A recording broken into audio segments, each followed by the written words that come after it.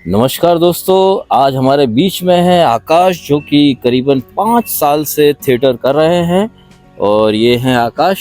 नमस्कार। हाँ, तो दोस्तों आज हम जानेंगे कि थिएटर में क्या क्या चीज़ें जो है सीखने लायक रहती है एक्टिंग से रिलेटेड, क्योंकि अगर आपको एक्टर बनना है तो सबसे पहले आपको थिएटर ही करना पड़ेगा। तो चलिए शुरू करते हैं और आकाश से कुछ चंद सवालात करते हैं ताकि आपको आपकी लाइफ में एक्टर बनने के लिए सहायता और मदद मिले उससे। तो चलिए शुरू कर रहे हैं। हेलो सबको, मेरा नमस्कार। मेरा नाम है आकाश कुमार। मैं वैसे यूपी से बिलोंग करता हूँ, जौनपुर से। यहाँ गोरेगांव ईस्ट में रहता हूँ, मुंबई में मैं और मेरी पूरी फैमिलीज रहती है। मैं आज बात करूँगा थिएटर। बहुतों के मन में ये ख्वाहिश होती है कि यार हमें थिएटर करना है, हमें एक्टिंग सीखनी है, हमें एक्टर बनना है। लेकिन ये सोचना और कहना बड़ा आसान होता है, लेकिन जब आप करने जाएंगे तो बहुत ही मुश्किल लगेगा। लेकिन हाँ, मुश्किल है, असंभव नहीं है। तो मैं आपको आज थिएटर से रिलेटेड सारी चीज़ें बताऊंगा। 4 साल थिएटर किया और अभी भी मैं थिएटर में सक्रिय हूँ, कंटिन्यू हूँ। मैंने कौन कौन से प्ले आपने किए हैं? मैंने चेखव की दुनिया किया है, उसके सारे प्ले किए हैं। उसमें एंटोन चेखव, ये बहुत बड़े राइटर है रूस के, और इनके प्ले हमने अंधेरी वेस्ट में तमाम स्टूडियो में किए हैं हमने। इनके बड़े बड़े प्ले होते हैं, महान राइटर हैं और काफ़ी बहुत ज़्यादा मतलब फेमस प्ले है ये। और मैं आपको बता दूं, और मैंने तफ्तीश किया है राजेश कुमार जी का लिखा हुआ प्ले, और मैंने आधे अधूरे किया है मोहन राकेश जी का लिखा हुआ हम प्ले। जानना चाहेंगे कि प्लेस के अंतर्गत आप क्या क्या चीज़ें सिखाते हैं लोगों को? जी हाँ, प्ले के अंतर्गत जब हमारे पास कोई स्टूडेंट या फिर किसी को सीखने की इच्छा होती है, वो आता है, तो थिएटर का एक रूल होता है कि अगर आप थिएटर में जा रहे हैं एक्टिंग सीखने के लिए, तो सबसे बड़ी बात है कि आपके अंदर पेशेंस होना चाहिए। क्योंकि थिएटर एक दिन में नहीं होता है, यहाँ सालों गुजर जाते हैं। इसका कोई डिप्लोमा कोर्स नहीं होता, क्योंकि बहुतों के मन में होता है कि कोई कोर्स हो 6 महीने का, 1 साल का, ऐसा कुछ नहीं है। जब आप थिएटर में एंट्री लेते हैं तो आपको बहुत सारी चीज़ें सिखाई जाती है। सपोज दैट आपको इम्प्रोवाइजेशन सिखाया जाता है, इम्प्रो कैसे किया जाता है। कभी कभी आप देखते हो, कभी कभी आपने देखा होगा किसी महान एक्टर के जो फिल्म होते हैं वो इंटरव्यू में बोलते हैं, यार मैंने ये सीन किया, इस सीन में ये स्क्रिप्ट लिखी नहीं थी, मैंने खुद से वहाँ पे बोला, जो मन में आया वो मैंने बोल दिया और वो सिचुएशंस के हिसाब से मैच कर गया। उसे बोलते हैं इम्प्रोवाइजेशन करना। तो इम्प्रोवाइजेशन एक एक्टर को आनी चाहिए। इम्प्रोवाइजेशन करना बहुत ज़रूरी है लाइफ में, जिनको एक्टर बनना है। हम ब्रीदिंग पे काम करते हैं, क्योंकि ब्रीदिंग के बगैर आप डायलॉग का आपका स्पष्टीकरण नहीं हो पाएगा। आप एक डायलॉग बोलेंगे, दूसरे डायलॉग को बोलने के लिए आपको ब्रीदिंग क्या नीड होगी। तो ब्रीदिंग का सबसे बड़ा खेल है एक्टिंग में। तो इम्प्रोवाइजेशन, ब्रीदिंग एक्सरसाइज, आपको ऑब्जर्वेशंस करना पड़ता है। ऑब्जर्वेशंस का मतलब ये नहीं कि हमने किसी को देख लिया, वो बैठा है, वो खड़ा है, वो खा रहा है, वो पी रहा है, हमने उसे ऑब्जर्व कर लिया। देखो वो तो ठीक है, वो तो आउटर हो गया ना, आउटर साइड। आप उसके इंटरनली पार्ट को ऑब्जर्व करिए। वो कहाँ से बिलोंग करता होगा, क्यों बैठा है, क्या सोच रहा होगा, उसके थॉट क्या रहे होंगे, वो क्यों इतना डिप्रेशन में है या फिर क्यों इतना खुश है वो।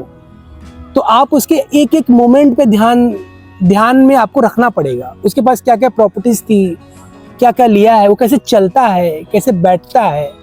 हमें बहुत सारी चीज़ों का ध्यान रखना पड़ता है। आपको ब्लॉकिंग का ध्यान करना पड़ता है, क्योंकि आप कहाँ पे खड़े हैं, आपको कौन से शॉट में, कौन से सीन में कहाँ पे जाना है, तो ब्लॉकिंग कहते हैं उसको। तो ब्लॉकिंग की समझ भी होनी बहुत ज़रूरी है। आपको थोड़ा बहुत लाइट्स का नॉलेज होना चाहिए कि लाइट्स एक्टर पे पड़ रही है कि नहीं पड़ रही, कहाँ पे पड़ना चाहिए, कहाँ पे नहीं पड़ना चाहिए, उसकी भी समझ बहुत ज़रूरी होती है एक एक्टर के लिए। और सबसे बड़ी बात यह है कि जैसे मैंने आपको बताया, इम्प्रोवाइजेशन हो गया, ब्रीदिंग हो गया, ऑब्जर्वेशंस हो गए। एक्टिंग में फाइव सेंसेस पे भी बहुत सारे एक्टर्स काम करते हैं, और करना भी चाहिए। ये बहुत बड़ा रोल है एक्टिंग में। और थिएटर में हम ये भी सिखाते हैं कि 5 सेंसेस पे कैसे काम किया जाता है। देखिए, वैसे तो देखा जाए तो सबके पास 5 सेंसेस होती है। देखना, सुनना, महसूस करना और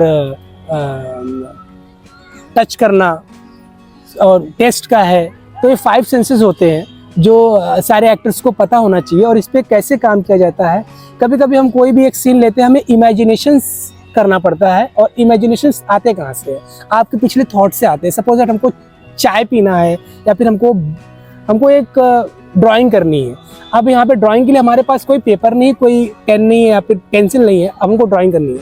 हमने देखा है लोगों को ड्राइंग करते हुए, हमने महसूस किया है, हमने खुद किया भी है कहीं ना कहीं। तो हमारे सामने हमें एक इमेज बनानी पड़ेगी कि हाँ ये पेपर है हमारा, ये वाइट कलर का और हमारे हाथ में पेंसिल और हम ड्राइंग कर रहे हैं। ये प्रॉपर तरीके से आपको ड्राइंग दिखानी है, इसे बोलते हैं इमेजिनेशंस।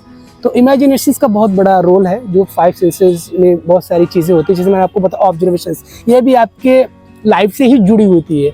आपके घर में सपोज दैट कोई एंट्री करता है, आपके मामा ताऊ, आपके पापा, आपके भाई मौसा, जो भी हैं XYZ दोस्त यार, आप बार बार उनको देखते हो, आप पहले उनको ही ऑब्जर्व करो, आप देखो उनको, वो आपसे कैसे मिलते, कैसे उठते, कैसे बात करते हैं। जब कभी कोई सीन होता है, कोई रोल होता है, तो याद करो कि यार वो इंसान आता है मुझसे बार बार पूछता है कि यार मुझे स्कूल जाना चाहिए, कॉलेज जाना चाहिए, मुझे अच्छी जॉब करनी चाहिए, मैं एक्टिंग लाइन में क्यों। तो उनकी समझ अपनी होती है एक अलग, तो वो भी एक कैरेक्टर है हमारे लिए। हमारे लिए हर एक इंसान एक कैरेक्टर है, लेकिन हमें ऑब्जर्व करना आना चाहिए, क्योंकि ऑब्जर्वेशन सिर्फ बाहरी चीज से नहीं होती है। हर इंसान के अंदर कुछ ना कुछ चलता रहता है। उसे हर कैरेक्टर, जो भी कैरेक्टर आप पर्दे पे या फिर आप थिएटर में प्ले कर रहे हैं, उस कैरेक्टर का जो सोल होता है, इंटरनली पार्ट, उसको महसूस करना, उसको फील करना बहुत ज़रूरी है। और सबसे बड़ी बात, जो लोग बोलते हैं कि 9 रस होता है, 9 रस पे हम काम करते हैं, ये 9 रस आपने सीख लिया, आप एक्टर बन जाओगे, आपको एक लाइन्स में 9 रस को, एक लाइन्स को 9 तरीके से बोल दो, 9 मूड्स यानी 9 इमोशंस में, हाँ आप उसको कर दो तो आप एक्टर हो जाओगे। ये गलत बात है। एक्चुअली 9 रस होते भी नहीं है, वैसे तो 8 रस होते हैं, नाट्य शास्त्र में लिखा है 8 रस होते हैं, और अपडेटेड वर्जन 11 हो गया है देखा जाए तो। इसको किस तरीके से एक्सप्लेन कर सकते हैं? हाँ, इसको देखो, रसों को क्या है कि जो देखो एक्टर क्या है ना, एक्टर से भाव को जीता है, इमोशन को जीता है, ठीक है। वो जो रस निकलते हैं ऑडियंस के लिए ही रहते हैं। जिस तरीके से बोला जाता है रौद्र रूप है, हाँ, और खुश है, हाँ, उस तरीके से ये जो 9 मूड्स है आपके रौद्र रस में आते हैं, ये क्रोध में आता है, और आपका करुण रस है जो कि बहुत ही पीड़ादायक, दुखी होता है करुण रस।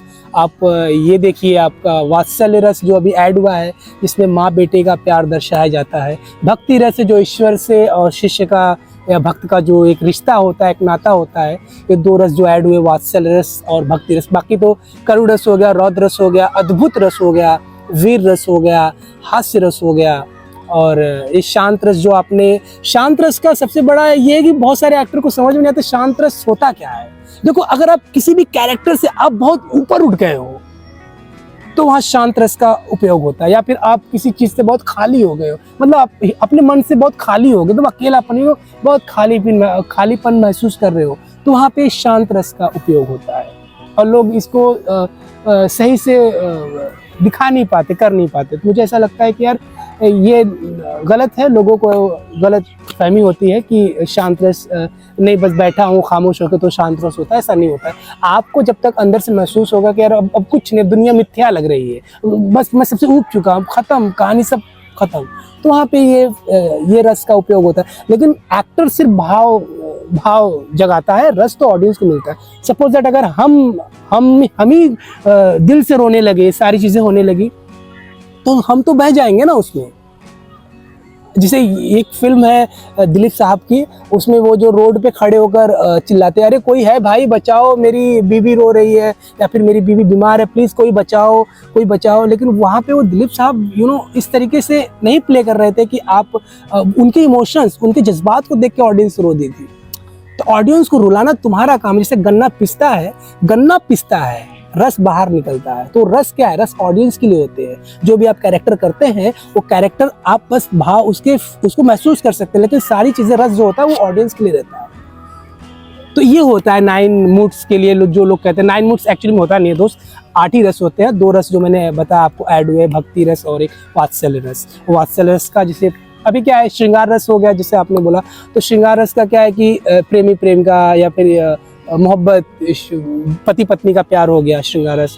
लेकिन जो वात्सल्य रस होता है, वो पिता के लिए भी हो सकता है, भाई के लिए भी हो सकता है, माँ के लिए हो सकता है। और जब हम कभी कोई भी प्ले पढ़ते हैं, या फिर हमारे पास स्क्रिप्ट आती है, तो उसमें आपको समझना पड़ता है कि यूनिट्स क्या है, और टेक्स्ट सब टेक्स्ट क्या होता है। देखो जो स्क्रिप्ट जो प्ले आप पढ़ते हो उसको टेक्स्ट बोलते हैं सीधा सीधा, लेकिन उसके जो इंटरनली जो मीनिंग्स होती है उसको सब टेक्स्ट बोलते हैं। जैसे सपोज दैट एक लाइन्स लिखी है कि सोहन आज बहुत दुखी है और वो घर नहीं जाएगा क्योंकि बहुत दुखी है। सोहन आज दुखी है, वो घर नहीं जाएगा, इसलिए ये एक लाइन से इसको आप टेक्स्ट बोलते हैं, लेकिन इंटरनली उसका सब टेक्स्ट क्या है, वो दुखी है और वो घर जाना नहीं चाहता है, ये उसका अर्थ निकलता है। तभी ना देखो बहुत लोग होते हैं स्क्रिप्ट तो पढ़ लेते हैं, लेकिन स्क्रिप्ट पढ़ने के बाद वो प्रॉपर तरीके से बोल नहीं पाते, उनको समझ में नहीं आता क्या ये स्क्रिप्ट क्या रहा है। आप स्क्रिप्ट को 10 बार 20 बार पढ़ोगे तो आपको उसमें से चीज़ें निकलने लगती हैं, महसूस करो कि हाँ यार ये चीज़ें यहाँ पे ये निकल रही, यहाँ पे मुझे इस पॉइंट को मुझे उठाना है, इस पॉइंट को मुझे गिराना है, और ये होता है। जो शब्द कहीं हम किसी प्लेस को बोलते हैं, सपोज कि यार हम गए थे ताजमहल, अब ताजमहल इंपॉर्टेंट हमारे लिए, तो शब्दों पे जोर देना भी बहुत ज़रूरी होता है कि कौन से शब्द पे आपको जोर देना है। स्क्रिप्ट पढ़ते वक्त की बात कर रहा हूँ मैं फिलहाल। तो ये चीज़ें होती हैं। आप वॉइस एंड स्पीच के भी आप अगर जानना चाहेंगे तो मैं आपको बता दूं, वॉइस एंड स्पीच देखो ये क्या है कि लोग बोलते हैं मेरी डिक्शन सही नहीं है, मैं हिंदी सही से नहीं पढ़ पाता हूँ। देखो इसको कैसे हम सुधारें, सीधी सी बात है। देखो बहुत लोगों ने एक्सरसाइज किया होगा, बहुतों को पता होगा, शायद आपको भी पता होगा कि एक पेंसिल लेनी चाहिए, सीधी सी बात है, और कुछ नहीं होता है। पेंसिल लो, अपनी ज़बान पे लगाओ, दांत से पकड़ो उसको कस के, और स्क्रिप्ट खोलो, उसको चबा चबा कर पढ़ो, एक एक शब्द क्लियर पढ़ो। आपका जॉ दुखेगा, मानता हूँ, लेकिन तकलीफ होगी, धीरे धीरे आदत बन जाएगी। कभी 5 मिनट पढ़ो, कभी आप धीरे धीरे जब आपकी हैबिट बनती है तो आप 15 मिनट पढ़िए, आधा घंटा पढ़िए। हम तो अब उस दौर से गुजर रहे हैं, हम तो अगर सारा दिन भी लगा के पढ़े हमें फर्क नहीं पड़ता। तो यहाँ दोनों जॉ के बीच में पेंसिल को फंसा, पेंसिल को यस ऐसे तो निकलेगी नहीं ना? निकलेगी, मैं आपको दिखा देता हूँ, एक सेकंड। पेंसिल है? हाँ है ना, ये देखिए आप सपोज दैट ये है, ये प्रैक्टिकली हो जाएगा ना, तो पता चलेगा आपको। इसको पेंसिल को देखो ऐसे पकड़ लो। अब मैं कोई भी लाइन से आपको बोलता हूँ, कितना क्लियर आएगा। जमाने के जिस दौर से हम इस वक्त गुजर रहे हैं, अगर आप उससे नावाकिफ हैं तो मेरे अफसाने पढ़िए, और अगर आप इन अफसानों को बर्दाश्त नहीं कर सकते तो इसका मतलब यह है कि ज़माना ही नाकाबिले बर्दाश्त है। मुझ में जो बुराइयां हैं वो इस अहद की बुराइयां हैं। तो इस तरीके से आपको पढ़ना पड़ेगा, इससे ही आपके डिक्शन सही होंगे और आपका जॉ खुलेगा, आपकी ज़बान नहीं फंसेगी। और वॉइस क्या आवाज़ होता है, आवाज़। हम बहुत से लोग बोलते हैं कि अगर आप मेडिटेशंस करेंगे, ओम का जाप करेंगे और सारेगामापा करेंगे तो आवाज़ गहरी होती है। नो डाउट, बहुत अच्छी बात है, करना भी चाहिए। अगर आपको अपनी आवाज़ में दम रखना है तो करिए, बेशक करिए, लेकिन सारे एक्टर्स अगर अपनी आवाज़ को गहरी बना लेंगे तो कोई कैरेक्टर ऐसा रहता है जो आवाज़ पतली भी रहेगा। तो अब सारे एक्टर्स आजकल इसी एक ही रूट में भाग रहे हैं, तो कुछ आपकी जैसी आवाज़ है वही अच्छी है।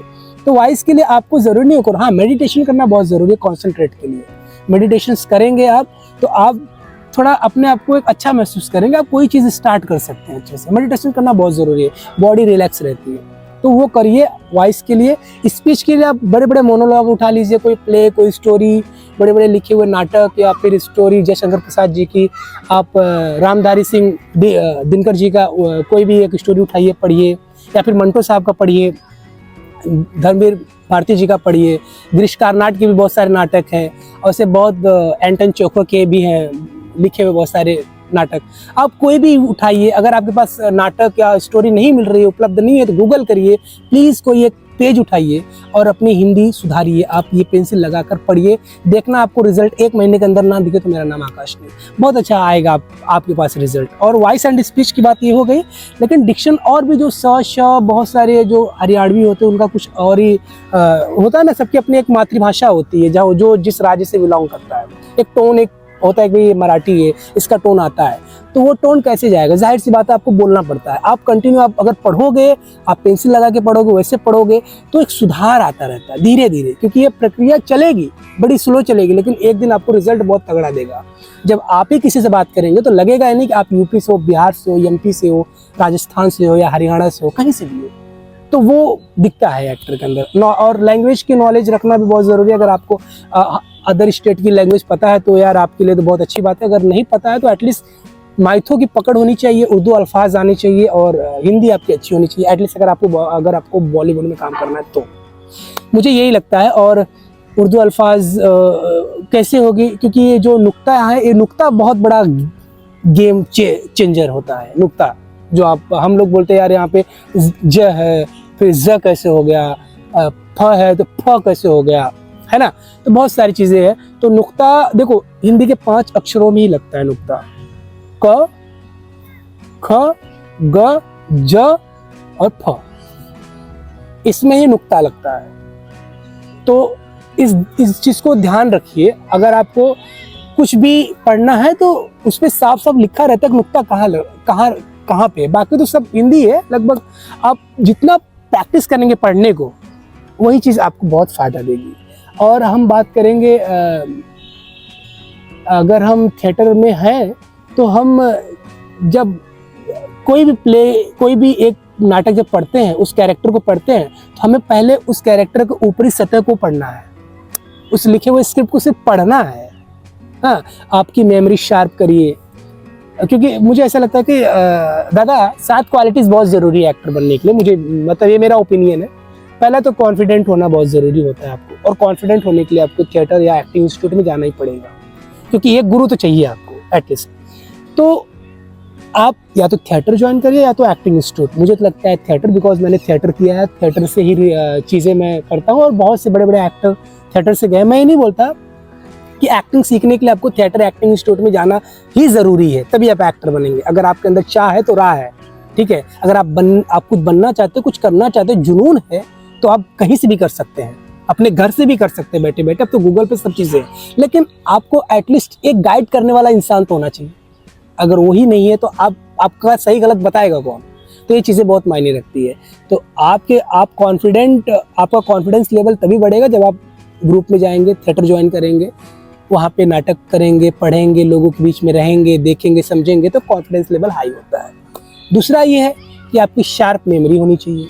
शार्प मेमोरी इसलिए मैं बोल रहा हूँ क्योंकि कभी कभी हमें सेट पर या फिर कहीं भी हमें तुरंत स्क्रिप्ट याद करनी पड़ती है, समय नहीं है। 15-20 मिनट का टाइम देंगे, एक पेज है, तो कैसे याद करेंगे। याद ही करना ज़रूरी है, वो तो बात की बात मैं बताऊँगा कि याद करके भी क्या क्या चीज़ें होती है अंदर। स्क्रिप्ट याद करना एक छोटा सा पार्ट है एक्टिंग का, सिर्फ याद करना छोटा सा पार्ट है। आपको याद हो गया, आप सोचो यार मुझे तो याद है, मैं तो बोल भी सही रहा हूँ, फिर भी ये लोग क्यों मुझे सेलेक्ट नहीं कर रहे हैं या फिर मेरा कहीं कुछ नहीं हो रहा है। भाई बात वो नहीं होती है, मैंने बताया ना, बताऊंगा इस पर मैं आपको। तो शार्प मेमोरी बहुत ज़रूरी, आपकी याददाश्त बढ़ेगी। अब ये कैसे बढ़ेगी? आपको डेली 2 लाइनें याद करो।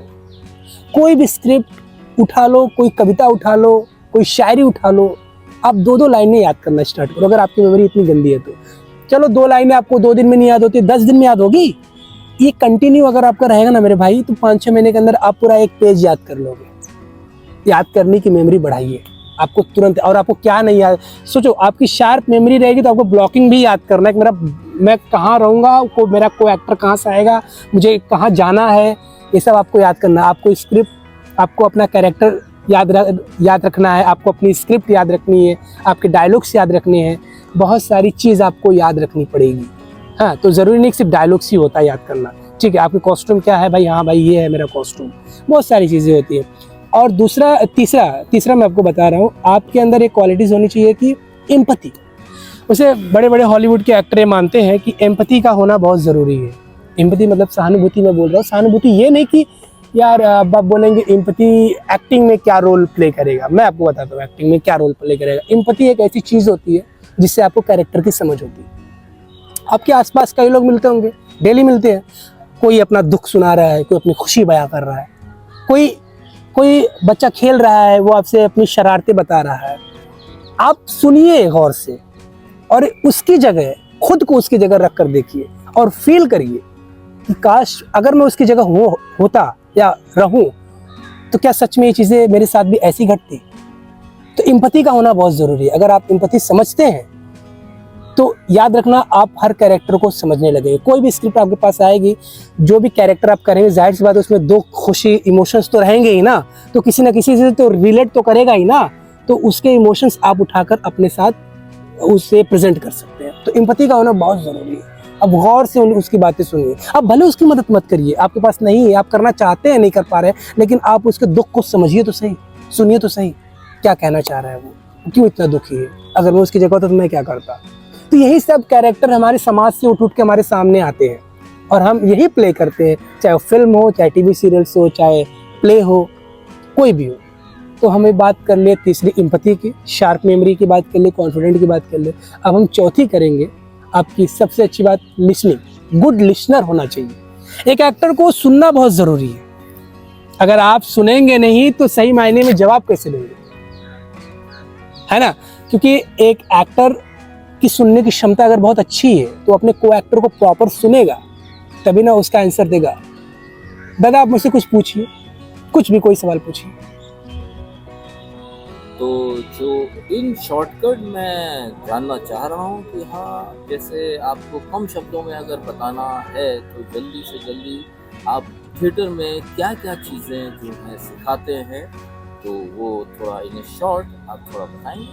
हाँ क्यों नहीं, मैं आपको यही बताना चाह रहा हूँ। और जो मैं अभी तक फ़िलहाल बताया हूँ, एक्चुअल में वही सब चीज़ें होती हैं और वही मैं आपको अभी भी बता रहा हूँ थिएटर में। तो ये होती है लिसनिंग। जो मैंने अभी दादा ने मुझसे कुछ भी पूछा, हमने उनको बोला कि हमसे कुछ भी पूछिए, हम आपको बताते हैं। स्टार्टिंग से आपने जो जो भी चीज़ें बताई शॉर्ट को 1 मिनट के अंदर किस किस तरीके से डिस्क्राइब करेंगे आप। हाँ, जैसे मैंने आपको बताया कॉन्फिडेंट होना बहुत ज़रूरी है, शार्प मेमोरी का होना बहुत ज़रूरी है, एम्पैथी आपको समझ आनी चाहिए कि एम्पैथी किस तरीके से काम करती है, जैसे मैंने बताया। और गुड लिसनर होना चाहिए, एक एक्टर को सुनना बहुत ज़रूरी होता है। एक और सबसे बड़ी बात, आपका एक भी प्रैक्टिकल होना बहुत ज़रूरी है। इस इंडस्ट्री में काम करना तो आपको प्रैक्टिकल होना बहुत ज़रूरी है।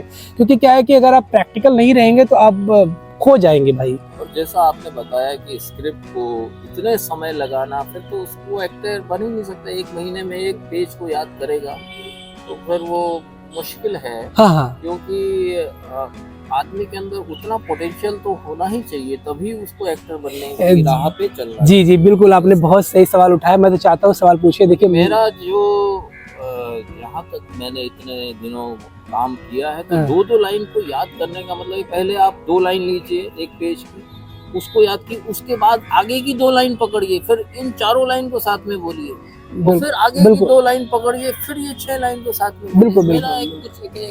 बिल्कुल बाकी आप मैं बता रहा हूँ मैंने ऐसा क्यों कहा। देखो, मेरे कहने का तात्पर्य, मुझसे कई लोग मिले हैं और जब वो मेरे मोनोलॉग देखते हैं, मेरी स्पीचेस देखते हैं, बोलते हैं इतने बड़े बड़े लाइंस तो मैं नहीं याद कर पाऊंगा। एक्चुअली मुझसे एक शब्द भी याद नहीं होता है। मैं उन पे ये बोल रहा हूँ क्योंकि ऐसे बहुत सारे एक्टर, आपकी तरह शार्प मेमोरी सबकी नहीं होती है, बहुतों की वीक होती है, वो बेचारे 2 लाइनें भी याद नहीं कर पाते। मैं उनके लिए बोल रहा हूँ। और जैसे आपने बोला कि इतना पेशेंस नहीं रहता, पेशेंस तो रखना ही पड़ेगा ना। एक्टिंग एक तपस्या है, अगर आपको पेशेंस नहीं है तो ये इंडस्ट्री आपके लिए बनी नहीं है, आप इसके लिए नहीं बने हो। That's it. क्योंकि क्या है कि कब तक आप सक्सेस होंगे वो कहीं लिखा नहीं है, तो आप कब तक वो चीज़ें करेंगे। देखो, अगर आपकी मेमोरी बहुत अच्छी है तो मैं जाहिर सी बात बोलूँगा, आप पूरा पेज याद करिए। अच्छा, एक प्ले को कितने दिनों में तैयार किया जा सकता है? मैक्सिमम नहीं, बहुत ज्यादा हो गया, चलो 1.5 महीना। 1.5 महीना बहुत होता है। यस बहुत ज्यादा हो गया, पूरा कंठस्थ एकदम कंठस्थ हो जाता है। कितनी रहती है एक प्ले की आपके अनुसार? देखिए, वैसे तो होता है 1 घंटा 15 मिनट होता है, कोई प्ले 1.5 घंटे का होता है। यस, और कोई छोटे भी प्ले होते हैं तो वो 35-40 मिनट के होते हैं। अच्छा। तो ऐसे भी होते हैं। और हमारे ही थिएटर में नुक्कड़ नाटक भी होता है। और जो रिहर्सल्स आप कराते हैं स्टूडेंट्स वगैरह को, तो किस तरीके से कराया जाता है? देखो, क्या है कि जब एक्टर आता है, स्टूडेंट आते हैं पास में, कहाँ से शुरुआत? यस, हम पहले बैठते हैं, 15 मिनट मेडिटेशन करते हैं, ध्यान में रहते हैं, नो साउंड, ख्यालों में खो जाते हैं। ख्यालों में मेडिटेशन जरा मैं गाइड करता हूँ। मेरे जो स्टूडेंट रहते हैं वो मेडिटेशन के लिए बैठते हैं, पहले 15 मिनट वो ध्यान में रहते हैं। उसके बाद उन्हीं ध्यान को हम तोड़ते नहीं है, फिर हम उनको उसी ध्यान में गाइड करते हैं कि suppose that in the sense किस तरह का ध्यान लगाएगा सामने? ध्यान ये लगाएगा कि उसके आसपास जंगल है, चिड़ियां हैं, वो झरने के पास पहुंच गया है। कभी ये भी होता है कि आंखों को थोड़ा बंद करके फील कर। हाँ, आंखों को बंद करके आंखें खोलोगे तो फिर तो मतलब ही नहीं है, आंखें क्यों खोलोगे? हाँ, ध्यान लगाना पड़ता है। जब आप मेडिटेशन से उठते हैं तो आपको उसी में एक एक्सरसाइज होती है, जिसको हम बोलते हैं इमेजिनेशंस में जाती है वो चीज़ें। तो हम क्या बिठाते हैं, आंखें बंद करवाते हैं और उनको ये महसूस करवाते हैं कि आप घर में बैठे हो, आपके घर में अचानक पैसा आ गया, आप कैसा रिएक्ट करोगे? आपके घर में अचानक किसी की डेथ हो गई, आप कैसे रिएक्ट करोगे? आपकी गर्लफ्रेंड ने आपको धोखा दे दिया, आप कैसे रिएक्ट करोगे? और बात इमोशन पे ही नहीं होती है, बात हम खुशी पे भी जाते हैं, हम अद्भुत पे भी जाते हैं कि आप सितारों में हो, आसमान में हो, सितारों के पास हो, चांद आपके पास है, आप वहाँ पे उड़ रहे हो, खेल रहे हो, उसको एहसास करिए। आप फ्लाई कर रहे हो, खुश हो। तो हर एक चीज़ तरीके से पहले तो यही होता है। आप कितना एक पेज उनको याद कराते हैं? देखिए हमारे याद करने बिल्कुल बिल्कुल हम हमारे पास जो एक्टर्स आते हैं, ज़रूरी नहीं कि वो एक दिन में एक पेज याद कर ले। हमारा फोकस याद कराने पे नहीं होता है, हमारा फोकस होता है सीन को समझना।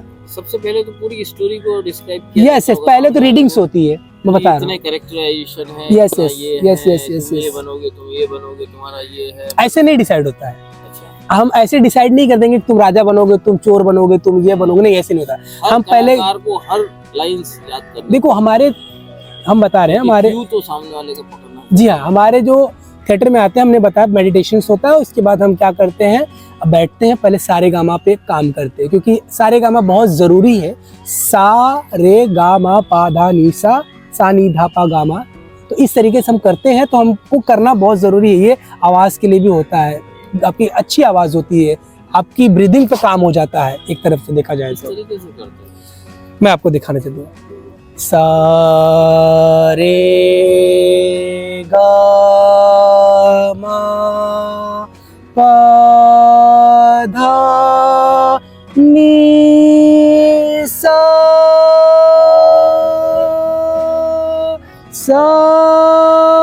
नी धा पा मा गा रे सा।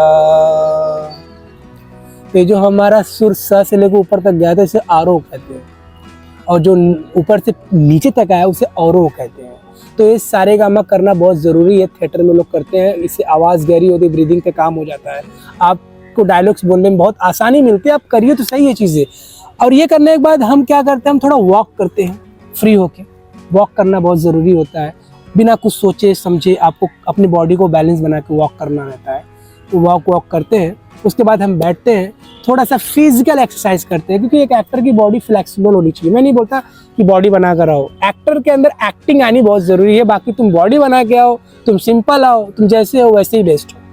तो फ्लेक्सिबल के लिए अगर आपको डांस आता है तो बहुत अच्छी बात है, नहीं आता तो कोई बात नहीं, लेकिन एटलीस्ट थोड़ा बहुत मूवमेंट होता है एक थिएटर क्लास में, ठीक है। उसके बाद हम एक स्क्रिप्ट उठाते हैं और स्क्रिप्ट पे काम करते हैं। अगर जो एक्टर्स बहुत नए होते हैं, उनको थोड़ा बहुत AIOU करके 5 अक्षर होते हैं, जो AIEOU वोवेल्स, इस पे हम काम कराते हैं, ताकि बच्चे का जो जबान है वो क्लियर रहे।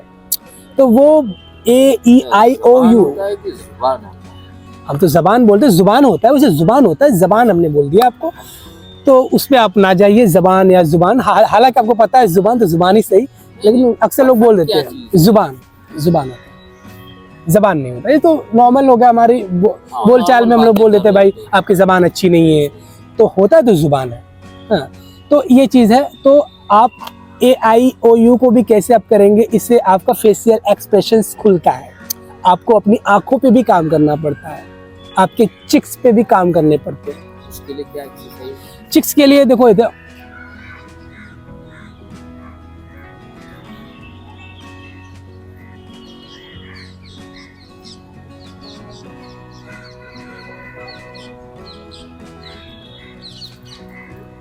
ये जुबान के लिए,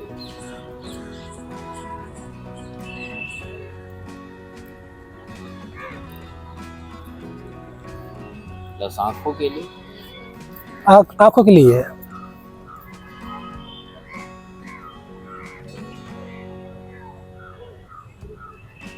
क्लॉकवाइज और एंटी क्लॉकवाइज उसको मूवमेंट।